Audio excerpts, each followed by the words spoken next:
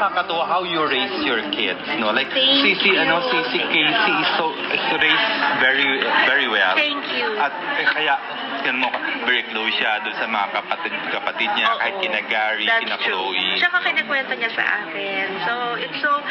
It's touching kasi I didn't raise her naman with hatred. I think nagulat si Gabby at yung pamilya ni Gabby nung first time sila nagkita when she was 20. Na after a while they called me and to all thank me and I was so happy kasi walang bahid ng bitterness yung anak niya, mahal siya, wala, hindi ko pinalaki yung anak ko ng ganun. So, all my kids now, that's, pride and joy ko sila eh. I think I would be, yun ang pwede akong tawaging totoong failure kung meron akong anak na magpa-fail in life, in the sense na sasama ang ugali or, di ba? Oo. Nakakatuwa din na yun nga yung bang tinuruan mo yung mga anak mo na wag magtanim ng masama, na you raise them so well. Yes. And pero ikaw mismo ang daming issues na hinaharap.